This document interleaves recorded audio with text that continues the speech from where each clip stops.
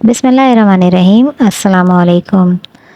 تو آج ہم بنا رہے ہیں گجریلا یا گاجر کی کھیر، جیسے کہ آپ کو ویڈیو سے نظر آ ہی رہا ہوگا۔ بہت ہی ہیلدی اور مزیدار میٹھا ہے یہ۔ تو اسے بنانے کے لیے ہم نے سب سے پہلے لیا ہے باسمتی رائس، جو کہ 3/4 کپ ہے۔ یہ میں نے ٹوٹا ہوا لیا ہے، اگر آپ کے پاس ثابت ہو تو ثابت بھی لے سکتے ہیں، لیکن باسمتی ہونا چاہیے۔ اسے اچھے طریقے سے دھونے کے بعد اس کو ہم نے بھگا دیا تقریباً 1.5 سے 2 گھنٹے کے لیے۔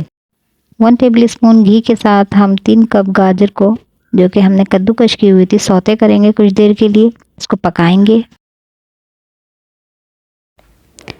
اس کو اتنی دیر پکانا ہے کہ اس میں سے گھی جو ہے وہ سیپریٹ ہو جائے۔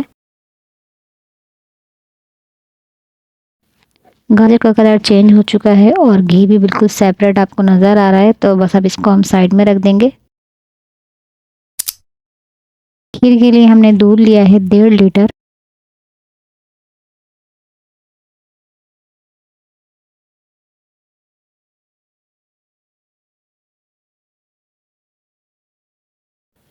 فلیم آن کر دیں گے اور اس میں اب شامل کریں گے چاول، جو کہ ہم نے بھگائے ہوئے تھے، اور اسے ہم نے میشر کی مدد سے ہلکا ہلکا کوٹ لیا ہے، یا کسی چیز سے کوٹنا ہے۔ اس کو بہت زیادہ مشی یا پیسٹ والا نہیں بنانا۔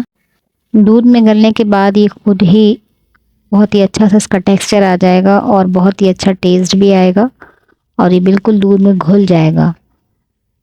تو اب ہم نے اس کے اندر شامل کر دیا ہے اور فلیم بھی آن کر دیا ہے۔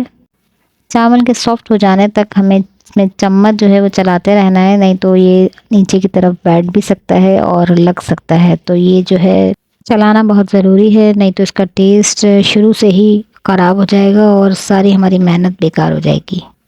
یہ ہمیں پکاتے ہوئے تقریباً 25 سے 30 منٹ کا ٹائم گزر چکا ہے اور یہ کنسسٹنسی آئی ہے،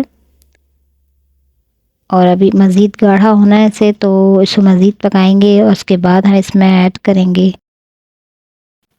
یہ ہم نے لے لیے 6 سے 8 الائچی، اور اسے 1 چمچ چینی کے ساتھ اسے ہم پیس لیں گے تاکہ اچھا فائن پاؤڈر تیار ہو جائے۔ اور اس طریقے سے سائڈ سے ملائی جو ہے وہ اتارتے رہیں گے تاکہ وہ اس میں شامل ہو جائے اور اینڈ میں بہت اچھا سا ہمیں اس کا ٹیسٹ مل سکے۔ تو یہ بہت ہی اچھا سا ٹیکسچر ہمارا ہمیں حاصل ہو چکا ہے۔ تو اب ہم اس میں ایڈ کر دیں گے کدوکش کی ہوئی گاجر۔ اس میں جائے گی چینی 1 کپ، اور اس کے ساتھ ہی ہم اس میں شامل کر دیں گے الائچی کا پاؤڈر، جو کہ ہم شوگر کے ساتھ تیار کیا تھا۔ ان ساری ہی چیزوں کو ملا کے مکس کر لیں گے، اور اب اسے 10 سے 12 منٹ مزید پکائیں گے تاکہ اچھا سا ساری چیزوں کا فلیور نکل کے یکجان ہو جائے۔ 10 سے 12 منٹ پکانے کے بعد یہ کنسسٹنسی ہمیں حاصل ہو گئی ہے، جو کہ پرفیکٹ ہے۔ اب ہم اسے ڈش آؤٹ کر لیں گے۔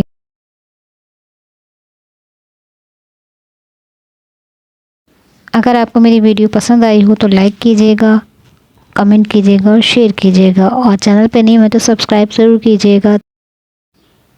نیکسٹ ریسیپی تک کے لیے اللہ حافظ، اس دعا کے ساتھ کہ اللہ تعالیٰ ہمارے دسترخوانوں کو وسیع فرمائے اور ہمارے دلوں کو بھی کشادہ کرے، آمین۔